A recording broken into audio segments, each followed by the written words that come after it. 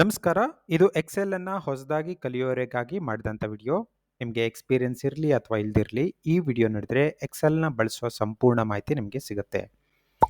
Excel ಇಂಟರ್ಫೇಸ್ನ ವಿವಿಧ ಕಂಪೋನೆಂಟ್ಗಳು, data entry ಮಾಡೋದಕ್ಕೆ, Excel formatting, basic formulas ಮತ್ತು ಫಂಕ್ಷನ್ಗಳು, ಸಾರ್ಟಿಂಗ್ ಆ್ಯಂಡ್ ಫಿಲ್ಟರಿಂಗ್, ತುಂಬ ಇಂಪಾರ್ಟೆಂಟ್ ಆಗಿ ಟಿಪ್ಸ್ ಆ್ಯಂಡ್ ಶಾರ್ಟ್ಕಟ್ಸ್, ಇವುಗಳ ಬಗ್ಗೆ ಮಾಹಿತಿ ಸಿಗುತ್ತದೆ. ಎಕ್ಸೆಲನ್ನು ನೀವು ಫಸ್ಟ್ ಟೈಮ್ ಓಪನ್ ಮಾಡಿದಾಗ ನಿಮಗೆ ಈ ಸ್ಕ್ರೀನ್ ಕಾಣಿಸುತ್ತೆ. ಇದರಲ್ಲಿ ಬ್ಲ್ಯಾಂಕ್ ವರ್ಕ್ ಬುಕ್ ಅಂತ ಇರುತ್ತೆ, ಅದ್ರ ಜೊತೆಗೆ ಒಂದಿಷ್ಟು ಟೆಂಪ್ಲೇಟ್ಸ್ಗಳು ಕೂಡ ಇರುತ್ತೆ. ಮೋರ್ ಟೆಂಪ್ಲೇಟ್ಸ್ ಅನ್ನೋ ಲಿಂಕ್ ಮೇಲೆ ಕ್ಲಿಕ್ ಮಾಡಿದ್ರೆ ನೀವು ಬೇರೆ ಬೇರೆ ಟೆಂಪ್ಲೇಟ್ಸ್ಗಳನ್ನು ನೋಡ್ಬೋದು. ಇಲ್ಲಿ ಇರುವಂಥ ಯಾವುದೇ ಟೆಂಪ್ಲೇಟ್ಗಳನ್ನು ಸೆಲೆಕ್ಟ್ ಮಾಡಿ ಕ್ರಿಯೇಟ್ ಅಂತ ಹೊಡೆದ್ರೆ ಆ ಟೆಂಪ್ಲೇಟ್ ಯೂಸ್ ಮಾಡಿಕೊಂಡು ಎಕ್ಸೆಲ್ ಶೀಟ್ ಕ್ರಿಯೇಟ್ ಆಗುತ್ತೆ. ನಾನು ಬ್ಲ್ಯಾಂಕ್ ವರ್ಕ್ ಬುಕ್ಕನ್ನು ಸೆಲೆಕ್ಟ್ ಮಾಡಿ ಹೊಸ ಎಕ್ಸೆಲ್ ಶೀಟನ್ನು ಕ್ರಿಯೇಟ್ ಮಾಡ್ತೀನಿ. ABCD ಅಂತ ಅನ್ನೋದಿದೆಯಲ್ಲ, ಇವೆಲ್ಲ ಒಂದೊಂದು ಕಾಲಮ್ಗಳು. ವರ್ಟಿಕಲ್ ಆಗಿರೋದಕ್ಕೆ ಕಾಲಮ್ ಅಂತ ಅಂತಾರೆ. ಅದೇ ಥರ 1 2 3 4 5 ಈ ಥರ ಎಲ್ಲ ಇದೆಯಲ್ಲ, ಇವೆಲ್ಲ ರೋಸ್ಗಳು, ಸೆಲ್ ಅಂತಾರೆ. ಇದು ಒಂದು ಕಾಲಮ್ ಮತ್ತೆ ಒಂದು ರೋನ ಇಂಟರ್ಸೆಕ್ಷನ್. ಇದ್ರ ನೇಮು D8 ಅಂತ ಕರೀತಾರೆ, ಯಾಕಂದ್ರೆ ಇದು D column 8th rho D8. ಇಲ್ಲಿ ಕಾಣಿಸ್ತಾ ಇದೆಯಲ್ಲ, ಇದಕ್ಕೆ ನೇಮ್ ಬಾಕ್ಸ್ ಅಂತ ಕರೀತಾರೆ. ಇಲ್ಲಿ ನಾವು ಸೆಲೆಕ್ಟ್ ಮಾಡಿರೋ ಕಾಲಮ್ನ ನೇಮನ್ನು ನೋಡ್ಬೋದು. ಈ ಸೆಲೆಕ್ಟ್ ಮಾಡಿರೋ ಸೆಲ್ಲಲ್ಲಿ ಯಾವುದಾದ್ರೂ ಡೇಟಾ ಎಂಟ್ರ್ ಮಾಡಿದ್ರೆ ಅದನ್ನು ನೀವು ಇಲ್ಲಿ ಮೇಲ್ಗಡೆ ನೋಡ್ಬೋದು. ಇದಕ್ಕೆ ಫಾರ್ಮುಲಾ ಬಾರ್ ಅಂತ ಕರೀತಾರೆ. ಎಕ್ಸೆಲ್ ಶೀಟಲ್ಲಿ ಮೌಸನ್ನು ಹೋಲ್ಡ್ ಮಾಡಿ ಈ ಥರ ಮೂವ್ ಮಾಡಿದ್ರೆ ಕ್ರಿಯೇಟ್ ಆಗುತ್ತಲ್ಲ, ಇದಕ್ಕೆ ರೇಂಜ್ ಅಂತ ಹೇಳ್ತಾರೆ. ಈ range name H7 through O19 ಅಂತ. ಇದನ್ನು ಶೀಟ್ ಅಂತ ಕರೀತಾರೆ. ಇದನ್ನು ಸ್ಪ್ರೆಡ್ ಶೀಟ್ ಅಥವಾ ವರ್ಕ್ ಶೀಟ್ ಅಂತಲೂ ಹೇಳ್ತಾರೆ.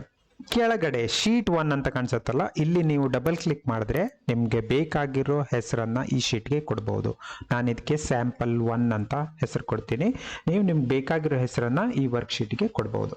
ಮಲ್ಟಿಪಲ್ ವರ್ಕ್ ಶೀಟ್ಸ್ ಅನ್ನು ಕೂಡ ನೀವು ಕ್ರಿಯೇಟ್ ಮಾಡ್ಬೋದು. ಇಲ್ಲಿ ಪ್ಲಸ್ ಅನ್ನೋ ಸಿಂಬಲ್ ಹೊಡೆದ್ರೆ ಒಂದಿಷ್ಟು ವರ್ಕ್ ಶೀಟ್ಗಳನ್ನ ನೀವು ಕ್ರಿಯೇಟ್ ಮಾಡ್ಕೋಬಹುದು.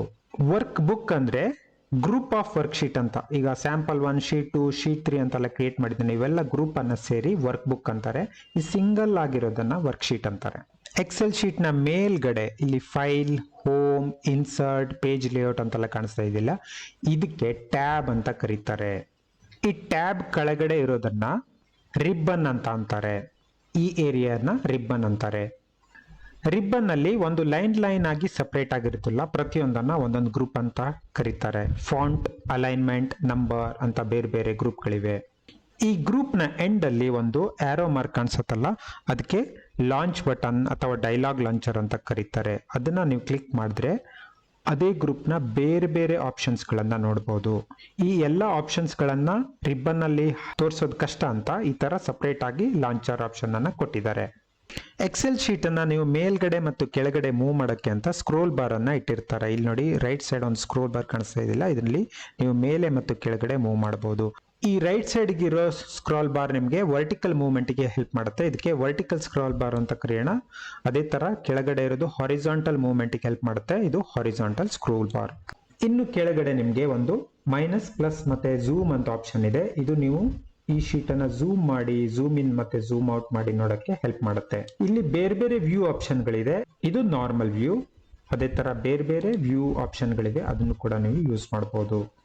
ಎಕ್ಸೆಲ್ ಅನ್ನ ಫಸ್ಟ್ ಟೈಮ್ ನೀವು ಸೇವ್ ಮಾಡಬೇಕು ಅಂದ್ರೆ ಫೈಲಿಗೆ ಹೋಗಿ ಸೇವ್ ಆಸ್ ಅಂತಾನು ಕ್ಲಿಕ್ ಮಾಡಿ ಸೇವ್ ಮಾಡಬಹುದು. ಇನ್ನೊಂದು ಆಪ್ಷನ್ ಕಂಟ್ರೋಲ್ ಎಸ್ ಅಂತ ಹೊಡೆದ್ರು ಸೇವ್ ಆಗುತ್ತೆ. ಕಂಟ್ರೋಲ್ ಎಸ್ ಅಂತ ಹೊಡೆದು ನಿಮ್ಗೆ ಎಲ್ಲಿ ಬೇಕೋ ಅಲ್ಲಿ ಲೊಕೇಶನ್ ಅನ್ನ ಕೊಟ್ಟು ನೀವಲ್ಲಿ ಸೇವ್ ಮಾಡಬೇಕು. ಕರೆಕ್ಟ್ ಆಗಿರೋ ನೇಮ್ ಅನ್ನ ಕೊಟ್ಟು ಸೇವ್ ಮಾಡಬೇಕು. ಡೇಟಾನ ಹೇಗೆ ಎಂಟ್ರಿ ಮಾಡೋದು ಅಂತ ಕಲಿಯೋಣ. ಡೈಲಿ ಎಕ್ಸ್ಪೆನ್ಸಸ್ ಟ್ರ್ಯಾಕ್ ಮಾಡೋ ಒಂದು ಶೀಟ್ ಅನ್ನ ಎಂಟ್ರಿ ಮಾಡ್ತೀನಿ. ನೀವು ಎಕ್ಸೆಲ್ ಅಲ್ಲಿ ವರ್ಕ್ ಮಾಡುವಾಗ ಕೀಬೋರ್ಡ್ ಅನ್ನ ಯೂಸ್ ಮಾಡಿ ಬೇಗ ಟೈಪ್ ಮಾಡಬಹುದು. ಕೀಬೋರ್ಡ್ ಅಲ್ಲಿ ಲೆಫ್ಟ್, ರೈಟ್, ಅಪ್ ಮತ್ತೆ ಡೌನ್ ಆರೋ ಬಟನ್ಸ್ ಇರುತ್ತೆ. ಅದನ್ನ ಬಳಸಿ ನೀವು ಎಲ್ಲಾ ಸೆಲ್ಗೂ ಮೂವ್ ಮಾಡಬಹುದು. ಈಗ ಮೌಸ್ ಪಾಯಿಂಟರ್ A1 ಸೆಲ್ ಮೇಲಿದೆ, ಅದು ಗ್ರೀನ್ ಅಲ್ಲಿ ಹೈಲೈಟ್ ಆಗಿದೆ. ಈಗೇನಾದ್ರೂ ಟೈಪ್ ಮಾಡಿದ್ರೆ ಆ ಲೆಟರ್ಸು A1 ಸೆಲ್ ಅಲ್ಲಿ ಎಂಟ್ರಿ ಆಗುತ್ತೆ. A1 ಅಲ್ಲಿ ನಾನು ಹೆಡರ್ ಆಗಿ ಎಕ್ಸ್ಪೆನ್ಸಸ್ ಅಂತ ಟೈಪ್ ಮಾಡ್ತೀನಿ. ಈಗ ನನಗೆ ನೆಕ್ಸ್ಟ್ ರೋಗೆ ಮೂವ್ ಮಾಡಬೇಕು. ಅದಕ್ಕೆ ಆರೋ ಡೌನ್ ಕೀಯನ್ನ ಪ್ರೆಸ್ ಮಾಡ್ತೀನಿ. ಈ ರೋದಲ್ಲಿ ನನಗೆ ಒಂದು 7 ಟೈಟಲ್ಗಳನ್ನ ಆ್ಯಡ್ ಮಾಡಬೇಕು. ಅದನ್ನ ಆ್ಯಡ್ ಮಾಡ್ತೀನಿ. ರೆಕಾರ್ಡ್ಗಳನ್ನ ಎಂಟ್ರಿ ಮಾಡ್ತೀನಿ. 1 ನಂಬರ್ 1 ಅಂತ ಕೊಡ್ತೀನಿ. ಅದೇ ತರ ಉಳಿದಿದ್ದ ಡೀಟೇಲ್ಸ್ ಅನ್ನ ಆ್ಯಡ್ ಮಾಡ್ತೀನಿ. ಇಲ್ಲಿ ಕಾಣಿಸ್ತಾ ಇದೆಯಲ್ಲ, ರೋ ನಂಬರ್ 3 ರೆಕಾರ್ಡ್ ಅಂತ ಕರೀತಾರೆ. ಇದೇ ತರ ನಾನು ಮಲ್ಟಿಪಲ್ ರೆಕಾರ್ಡ್ಸ್ ಅನ್ನು ಆಡ್ ಮಾಡ್ಕೊಂಡು ಹೋಗ್ತೀನಿ. ಇಲ್ಲಿ ನೋಡಿ, ಇಲ್ಲಿ ಕಮೆಂಟ್ಸ್ ಅನ್ನೋದು ಸೆಕ್ಷನ್ ತುಂಬಾ ದೊಡ್ಡದಾಗಿ ಕಾಣಿಸ್ತಾ ಇದೆ. ಕರೆಕ್ಟಾ? ಇದು ಚೆನ್ನಾಗಿ ಕಾಣಿಸ್ತಾ ಇಲ್ಲ. ಈ ಕಮೆಂಟ್ಸ್ ನೀಟಾಗಿ ಕಾಣಿಸ್ಬೇಕು ಅಂದ್ರೆ ನೀವು ಇಲ್ಲೊಂದು ಆಪ್ಷನ್ ಇದೆ ನೋಡಿ, ಹೋಮ್ ಅಲ್ಲಿ ಅಲೈನ್ಮೆಂಟ್ ಅಲ್ಲಿ ರ್ಯಾಪ್ ಟೆಕ್ಸ್ಟ್ ಅಂತ ಇದೆಯಲ್ಲ, ಅದನ್ನ ಸೆಲೆಕ್ಟ್ ಮಾಡಿದ್ರೆ ಟೆಕ್ಸ್ಟ್ ಈ ತರ ರ್ಯಾಪ್ ಆಗುತ್ತೆ. ಈಗ ಉಳಿದಂತ ರೆಕಾರ್ಡ್ಸ್ ಗಳನ್ನ ನಾನು ಎಂಟ್ರಿ ಮಾಡ್ತೀನಿ. ನಾನೊಂದು 5 ರೆಕಾರ್ಡ್ ಗಳನ್ನ ಆಡ್ ಮಾಡಿದ್ದೀನಿ. ಇಲ್ಲಿ ನೋಡಿ, ಎಕ್ಸ್ಪೆನ್ಸ್ ನೇಮ್ ಅನ್ನೋದು ಕರೆಕ್ಟ್ ಆಗಿ ಕಾಣಿಸ್ತಾ ಇಲ್ಲ, ಪೇಮೆಂಟ್ ಮೋಡ್ ಅನ್ನೋದು ಕೂಡ ಕರೆಕ್ಟ್ ಆಗಿ ಕಾಣಿಸ್ತಾ ಇಲ್ಲ. ನೀವು ಈ ತರದನ್ನ ನೀಟಾಗಿ ಫಾರ್ಮ್ಯಾಟ್ ಮಾಡಬೇಕು. ಅದನ್ನ ಹೇಗೆ ಅಂತ ನೋಡೋಣ. ಈಗ ಎಕ್ಸ್ಪೆನ್ಸ್ ನೇಮ್ ಒಂದನ್ನೇ ಕರೆಕ್ಟ್ ಮಾಡಬೇಕು ಅಂದ್ರೆ ಈ ಎಕ್ಸ್ಪೆನ್ಸ್ ನೇಮ್ ಮತ್ತೆ ನೆಕ್ಸ್ಟ್ ಕಾಲಮ್ ಅದರ ಮಧ್ಯೆ ಇರೋ ಲೈನ್ ಮೇಲೆ ಮೌಸ್ ಅನ್ನು ಮೂವ್ ಮಾಡಿದ್ರೆ ಪ್ಲಸ್ ಸಿಂಬಲ್ ಕಾಣಿಸುತ್ತೆ. ಆ ಪ್ಲಸ್ ಸಿಂಬಲ್ ಕಾಣಿಸಿದಾಗ ನೀವು ಡಬಲ್ ಕ್ಲಿಕ್ ಕೊಡಿದ್ರೆ ಎಕ್ಸ್ಪೆನ್ಸ್ ನೇಮ್ ಅನ್ನೋ ಕಾಲಮು ಕರೆಕ್ಟ್ ಆಗಿ ಫಾರ್ಮ್ಯಾಟ್ ಆಗುತ್ತೆ. ಇನ್ನೊಂದು ಟ್ರಿಕ್ ಹೇಳ್ಕೊಡ್ತೀನಿ ನೋಡಿ. ಇಲ್ಲಿ 7 ಕಾಲಮ್ ಡೇಟಾ ಇದೆ. ಈ ಎಲ್ಲ ಕಾಲಮ್ ಡೇಟಾನ ಒಟ್ಟಿಗೆ ಫಾರ್ಮ್ಯಾಟ್ ಮಾಡಬೇಕು ಅಂದ್ರೆ ಎಲ್ಲದನ್ನು ಸಿಲೆಕ್ಟ್ ಮಾಡಿ ಯಾವ್ದಾದ್ರೂ 2 ಕಾಲಮ್ಗಳ ಮಧ್ಯೆ ಹೋಗಿ ನಾನು ಪ್ಲಸ್ ಅನ್ನೋ ಕಾಣಿಸುತ್ತಲ್ಲ, ಅದು ಕಂಡಾಗ ಡಬಲ್ ಕ್ಲಿಕ್ ಕೊಡಿದ್ರೆ ಎಲ್ಲದು ಕರೆಕ್ಟ್ ಆಗಿ ಫಾರ್ಮ್ಯಾಟ್ ಆಗುತ್ತೆ. ಇಲ್ಲಿ ಕಮೆಂಟ್ಸ್ ಅನ್ನೋದು ತುಂಬಾ ದೊಡ್ಡದಾಗಿ ಕಾಣಿಸ್ತಾ ಇದೆ, ಅದೊಂದು ಅಷ್ಟೊಂದು ಚೆನ್ನಾಗಿ ಕಾಣ್ತಾ ಇಲ್ಲ. ನನಗೆ ಇದನ್ನ ಅಡ್ಜಸ್ಟ್ ಮಾಡಬೇಕು. ಅದು ಕಮೆಂಟ್ಸ್ ಮತ್ತೆ ನೆಕ್ಸ್ಟ್ ಕಾಲಮ್ ಮಧ್ಯೆ ಇರೋ ರೆಕಾರ್ಡ್ ಸ್ವಲ್ಪ ನಿಧಾನವಾಗಿ ಮೂವ್ ಮಾಡ್ಕೊಂಡು ಹೋಲ್ಡ್ ಮಾಡಿ ಮೂವ್ ಮಾಡ್ತೀನಿ, ಮತ್ತೆ ಡಬಲ್ ಕ್ಲಿಕ್ ಮಾಡ್ತೀನಿ. ಆಗ ರೆಕಾರ್ಡ್ಸ್ ನೋಡಿ ಚೆನ್ನಾಗಿ ಕಾಣಿಸ್ತಾ ಇದೆ. ಇಲ್ಲಿ 1 2 3 ಅಂತ ಅಷ್ಟೇ ಟೈಪ್ ಆಗಿದೆ. ಇದೇ ನಂಬರ್ ಕಂಟಿನ್ಯೂ ಆಗಿ ಪ್ರಿಂಟ್ ಮಾಡ್ಕೊಂಡು ಹೋಗ್ಬೇಕು. ಅದನ್ನ ನಾನು ಟೈಪ್ ಮಾಡೋ ಮೊದಲು ನನಗೆ ಎಕ್ಸೆಲ್ ಅಲ್ಲೇ ಒಂದು ಟ್ರಿಕ್ ಹೇಳ್ಕೊಡ್ತೀನಿ ನೋಡಿ. ಇಲ್ಲಿ 1 2 3 ಅನ್ನೋದನ್ನ ಈ ತರ ನಾನು ಸೆಲೆಕ್ಟ್ ಮಾಡ್ಕೊಂಡಿದ್ದೀನಿ. ಎಂಡ್ ಅಲ್ಲಿ ಗ್ರೀನ್ ಆಗಿರೋ ಒಂದು ಡಾಟ್ ಕಾಣಿಸುತ್ತಲ್ಲ, ಅದನ್ನ ಸೆಲೆಕ್ಟ್ ಹೋಲ್ಡ್ ಮಾಡಿ ಹೀಗೆ ಕಂಟಿನ್ಯೂ ಮಾಡ್ಕೊಂಡು ಹೋದ್ರೆ ಆ ನಂಬರ್ಗಳು ತನ್ನಿಂತಾನೆ ಎಂಟ್ರಿ ಆಗುತ್ತೆ. ನೀವು ಎಂಟ್ರಿ ಮಾಡೋ ಅವಶ್ಯಕತೆ ಇಲ್ಲ. ಇಲ್ಲಿ ರೆಸ್ಟೋರೆಂಟ್ ಅನ್ನೋದ್ರ ಸ್ಪೆಲ್ಲಿಂಗು ತಪ್ಪಾಗಿದೆ. ಅದನ್ನ ನೀವು ಸರಿ ಮಾಡಬೇಕು ಅಂದ್ರೆ ನೀವು ಡೈರೆಕ್ಟ್ ಆಗಿ ಹೀಗೆ ಮೂವ್ ಮಾಡಿ ಅಲ್ಲೇ ಎಂಟ್ರಿ ಹೊಡೆದ್ರೆ ಅದು ರೀಪ್ಲೇಸ್ ಆಗ್ಬಿಡುತ್ತೆ. ನೋಡಿದ್ರ, ಅದು ರೀಪ್ಲೇಸ್ ಆಗ್ಬಿಡುತ್ತೆ. ನೀವು ವಾಪಸ್ ಎಲ್ಲ ಟೈಪ್ ಮಾಡಬೇಕು. ಅದ್ರ ಬದಲು ಹೇಗೆ ಕರೆಕ್ಟ್ ಮಾಡಬೇಕು ಅಂದ್ರೆ ನೀವು ಮೌಸನ್ನ ಕರೆಕ್ಟ್ ಆಗಿ ಯಾವ ಪಾಯಿಂಟ್ ಬೇಕೋ ಅಲ್ಲಿ ಮೂವ್ ಮಾಡಿ ಡಬಲ್ ಕ್ಲಿಕ್ ಮಾಡಿಕೊಂಡು ಕರೆಕ್ಟ್ ಮಾಡಬೇಕು. ಈ ತರ ಕರೆಕ್ಟ್ ಮಾಡಬೇಕು.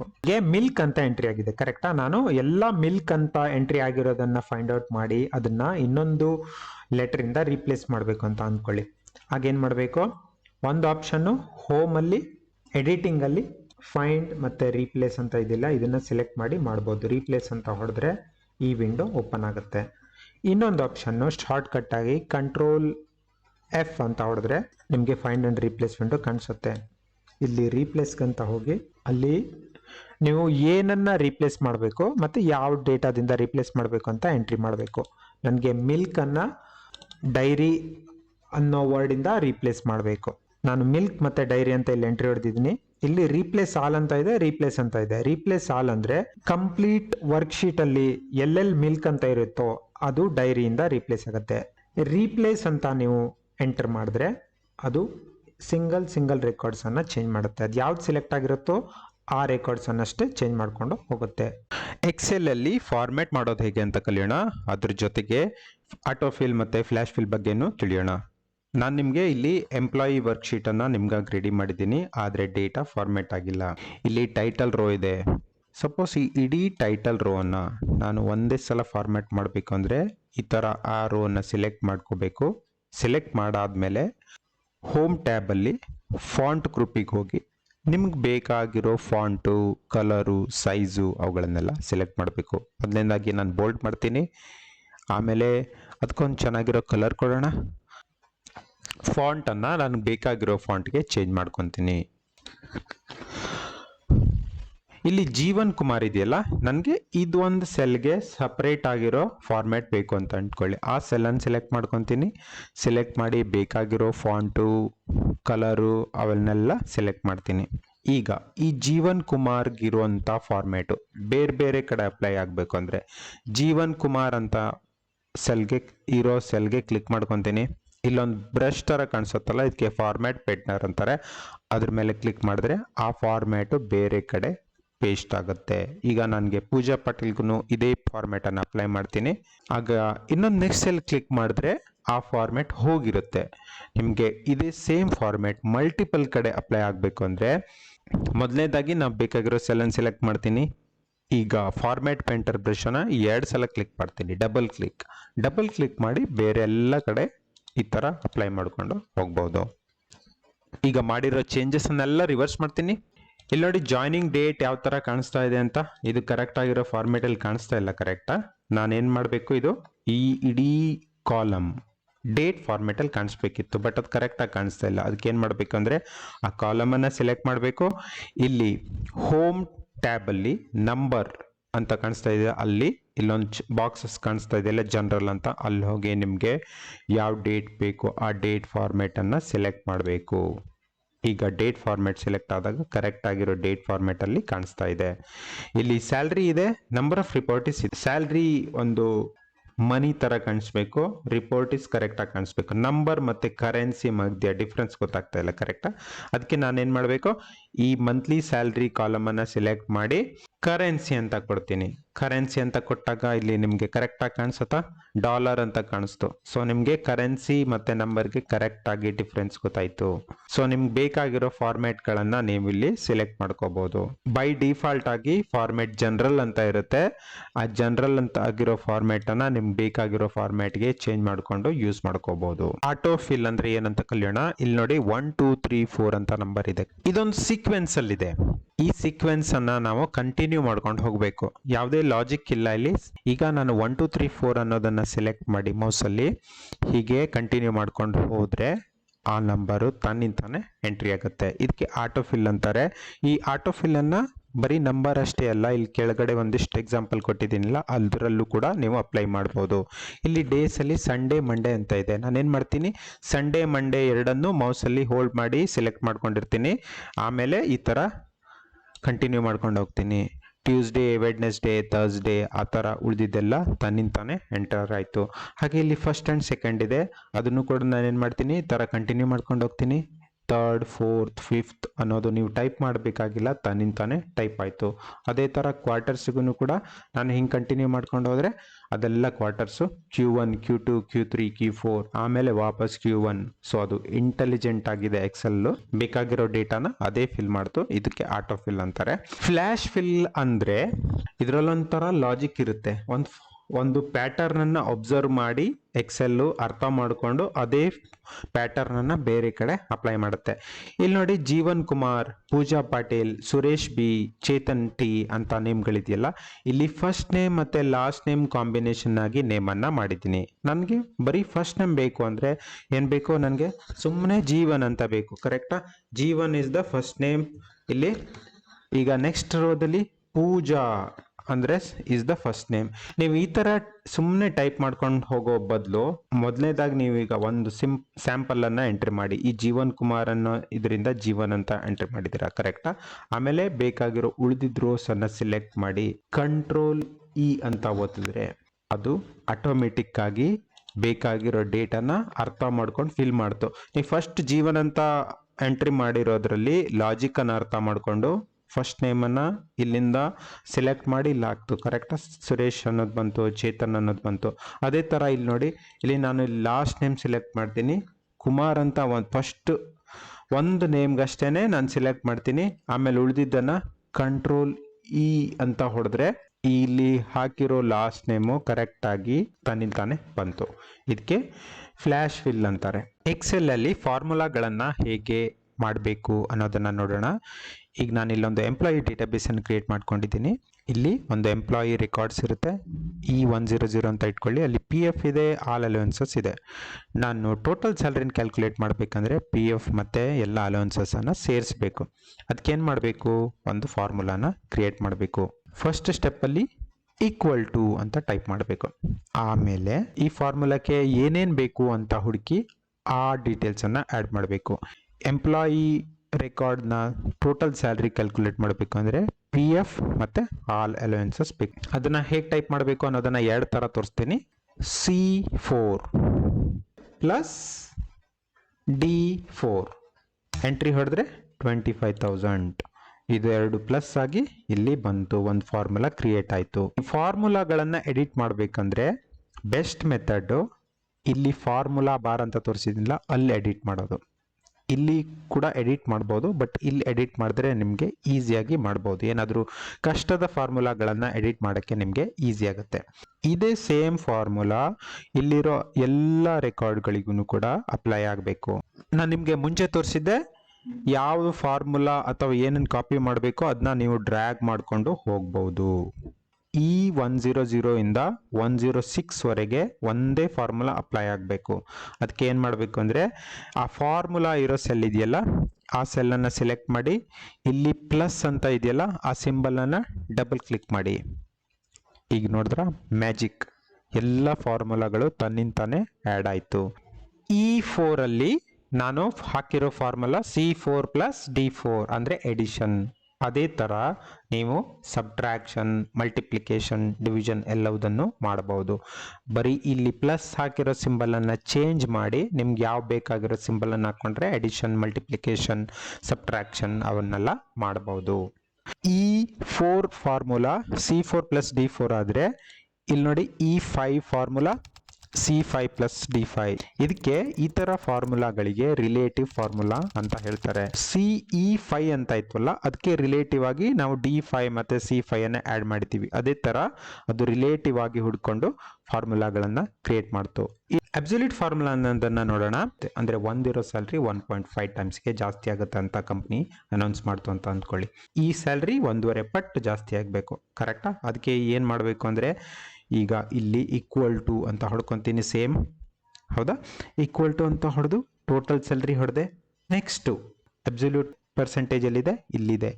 E4 ಇಲ್ಲಿ ಇಂಟು ಅಂತ ಮಾಡಿಕೊಂಡು ಈ ಸೆಲ್ ಹೆಸರೇನು? J2. ಅದನ್ನ ಏನು ಮಾಡಬೇಕು? $J$2 ಅಂತ ಹೊಡೆದ್ರೆ ಎಂಟರ್ ಹೊಡೆದ್ರೆ ನೋಡಿ ಇದು 1.5 ಟೈಮ್ಸ್ ಸ್ಯಾಲ್ರಿ ಆಗಿ ಹೈಕ್ ಆಯಿತು. 25,000 ಇದ್ದಿದ್ದು 37,500 ಆಯಿತು. ಇಲ್ಲಿ ಫಾರ್ಮುಲಾ ಡಿಫ್ರೆನ್ಸ್ ಗೊತ್ತಾಯ್ತಲ್ಲ, $J$2 ಅಂತ ಹಾಕೊಂಡಿದ್ದೀನಿ. ಇದೇ ಸೇಮ್ ಫಾರ್ಮುಲಾ ಬೇರೆ ಎಲ್ಲ ಎಂಪ್ಲಾಯೀಸ್ಗಳಿಗೆ ಅಪ್ಲೈ ಆಗಬೇಕು. ಅದಕ್ಕೇನು ಮಾಡಬೇಕು? ಈ ಫಾರ್ಮುಲಾದ ಮೇಲೆ ಕ್ಲಿಕ್ ಮಾಡಿ ಇಲ್ಲಿ ಇರೋದು ಕಡೆ ಪ್ಲಸ್ ಅಂತ ಸಿಂಬಲ್ ಕಂಡಾಗ ಡಬಲ್ ಕ್ಲಿಕ್ ಹೊಡೆದ್ರೆ ಎಲ್ಲ ಫಾರ್ಮುಲಾ ಆಟೋಮೆಟಿಕ್ ಆಗಿ ಅಪ್ಡೇಟ್ ಆಯಿತು. ಫಂಕ್ಷನ್ಸ್ಗಳ ಬಗ್ಗೆ ಕಲಿಯೋಣ. ಈಗ ನಾನು ತೋರಿಸಿರೋ ರೆಕಾರ್ಡಲ್ಲಿ 7 ರೆಕಾರ್ಡ್ ಇದೆ. ನನಗೆ ಆ 7 ರೆಕಾರ್ಡ್ಗಳ ಟೋಟಲ್ ಸ್ಯಾಲ್ರಿ ಗೊತ್ತಿದೆ. ಟೋಟಲ್ ಎಷ್ಟು ಪೇಮೆಂಟ್ ಮಾಡಬೇಕು ಅಂತ ಫೈಂಡ್ ಔಟ್ ಮಾಡಬೇಕು. ಅದಕ್ಕೆ ಏನು ಮಾಡ್ತೀನಿ? ಇಲ್ಲಿ ಒಂದು ಫಂಕ್ಷನ್ಸನ್ನು ಯೂಸ್ ಮಾಡಬೇಕು. ಆ ಫಂಕ್ಷನ್ಸ್ ಯೂಸ್ ಮಾಡಬೇಕು ಅಂದರೆ ಏನು ಮಾಡಬೇಕು? ಫಸ್ಟ್ ಸ್ಟೆಪ್ ಈಕ್ವಲ್ ಟು ಅಂತ ಹೊಡ್ಕೊಳ್ಬೇಕು. ಇಲ್ಲಿ ನನಗೆ ಬೇಕಾಗಿರೋ ಫಂಕ್ಷನ್ನು ನನಗೆ ಗೊತ್ತು. ಇವೆಲ್ಲ ವ್ಯಾಲ್ಯೂಸ್ಗಳು ಸಮ್ ಆಗಬೇಕು. ಎಕ್ಸೆಲ್ ಅಲ್ಲಿ ಸಮ್ ಅನ್ನೋ ಒಂದು ಫಂಕ್ಷನ್ ಇದೆ. ಆ ಫಂಕ್ಷನ್ಸ್ ಬೇಕು ಅಂದರೆ ಎಸ್ ಅಂತ ಟೈಪ್ ಮಾಡ್ಕೊತೀನಿ, ಯು ಅಂತ ಟೈಪ್ ಮಾಡ್ತೀನಿ. ಆಗ ಅದು ಕರೆಕ್ಟ್ ಆಗಿ ಇರೋ ಫಂಕ್ಷನ್ಸ್ಗಳನ್ನು ತೋರಿಸುತ್ತೆ. ಇಲ್ಲಿ ಸಮ್ ಎಫ್ಸ್ ಅಂತ ಬೇರೆ ಬೇರೆ ಫಂಕ್ಷನ್ಗಳಿದೆ. ಅದಕ್ಕೆ ಒಂದು ಡಿಟೇಲ್ಡ್ ವಿಡಿಯೋ ಮಾಡ್ತೀನಿ. ಈಗ ಸದ್ಯಕ್ಕೆ ಸಮ್ ಅಂತ ಯೂಸ್ ಮಾಡೋಣ. ಈ ಸಮ್ ಅನ್ನೋದನ್ನು ಸೆಲೆಕ್ಟ್ ಮಾಡಿದಾಗ ಅದು ಏನು ಮಾಡುತ್ತೆ ಅನ್ನೋದನ್ನು ನೀವು ಇಲ್ಲಿ ಎಕ್ಸೆಲ್ಲೇ ತೋರಿಸುತ್ತೆ, ಅದು ನೋಡ್ಬೋದು. ನನಗಿಲ್ಲಿ ಸಮ್ ಅಂತ ಕ್ಲಿಕ್ ಮಾಡಿ ಸಮ್ ಕ್ಲಿಕ್ ಮಾಡಿದಾಗ ಅದೊಂದು ಪ್ಯಾರಂಥಿಸಿಸ್ ಅನ್ನು ಓಪನ್ ಮಾಡುತ್ತೆ. ನಂಬರ್ 1 ನಂಬರ್ 2 ಅಂತ ಈ ಥರ ಎಲ್ಲ ಬರುತ್ತಲ್ವ, ನೀವು ಸೆಲೆಕ್ಟ್ ಆಗಿ ನಂಬರ್ 1 to ನಂಬರ್ 2 ಆ ಥರ ಕೊಡ್ಬೋದು, ಇಲ್ಲ ರೇಂಜ್ ಅನ್ನು ಕೊಡ್ಬೋದು. ಈಗ ನನಗೇನು ಬೇಕು? E4 ಇಂದ E10 ವರೆಗೆ ಕಂಪ್ಲೀಟ್ ಎಲ್ಲ ನಂಬರ್ಗಳು ಸಮ್ ಆಗಬೇಕು. ಅದಕ್ಕೇನು ಮಾಡ್ತೀನಿ? E4 ಅಲ್ಲಿ ಕ್ಲಿಕ್ ಮಾಡಿ ಮೌಸನ್ನು ಹೋಲ್ಡ್ ಮಾಡಿ E10 ತನಕ ಹೋಗ್ತೀನಿ. ಎಂಟರ್ ಅಂತ ಹೊಡೆದ್ರೆ some of E4 through E10 ಅಂತ ಆಯಿತು. ಕರೆಕ್ಟಾ? ಇದೊಂದು ಫಂಕ್ಷನ್, ಸಮ್ ಫಂಕ್ಷನ್ ಅನ್ನ ನಾವು ಈಗ ಯೂಸ್ ಮಾಡಿದ್ವಿ. ಈಗ ಅವರೇಜ್ ಸ್ಯಾಲ್ರಿ ಬೇಕು ಅಂತ ಇಟ್ಕೊಳ್ಳಿ. ಅದನ್ನು ಕೂಡ ಸಿಮಿಲರ್ ಆಗಿರುತ್ತೆ. ನೀವು ಮೊದಲನೇದಾಗಿ ಈಕ್ವಲ್ ಅಂತ ಹೊಡ್ಕೊಳ್ಳಿ. ಆಮೇಲೆ ನಿಮ್ಗೆ ಬೇಕಾಗಿರೋ ಫಂಕ್ಷನ್ ಯಾವುದು? ಅವರೇಜ್. AV ಅಂತ ಹೊಡ್ಕೊಂಡ್ರೆ ಬಂತ ಅವರೇಜ್ ಅಂತ ಹೊಡ್ಕೊಂಡು ಅದೇ ಸೇಮ್ ಪ್ರೊಸೆಸ್ ಅನ್ನ ರಿಪೀಟ್ ಮಾಡ್ತೀನಿ. ಎಂಟರ್ ಹೊಡೆದ್ರೆ ಅವರೇಜ್ ಸ್ಯಾಲ್ರಿ. ಇದು ಎಂಪ್ಲಾಯೀಸ್ ಅವರೇಜ್ ಸ್ಯಾಲ್ರಿ. ಇದು ಎಂಪ್ಲಾಯೀಸ್ ನೀವು ಕೊಡಬೇಕಾಗಿರೋ ಟೋಟಲ್ ಪೇಮೆಂಟ್. ಈಗ ನನಗೆ ಹೈಯೆಸ್ಟ್ ಸ್ಯಾಲ್ರಿ ಯಾರಿಗಿದೆ ಅಂತ ನೋಡೋಣ ಅಂತ ಇಂತ ಬೇಕು ಅಂತ ಅಂದ್ಕೊಳ್ಳಿ. ಆಗೇನು ಮಾಡ್ತೀರಾ? ಅದಕ್ಕೊಂದು ಫಂಕ್ಷನ್ ಇದೆ, ಅದರ ಹೆಸರು ಮ್ಯಾಕ್ಸ್. MAX ಅಂತ ಹೊಡೆದ್ರೆ ಮ್ಯಾಕ್ಸ್ ಬಂತು. ಈ ಮ್ಯಾಕ್ಸ್ ಅನ್ನು ಸೆಲೆಕ್ಟ್ ಮಾಡ್ಕೊಳ್ಳಿ. ಆಮೇಲೆ ಯಾವ ರೇಂಜ್ ಬೇಕು? Entire employee range.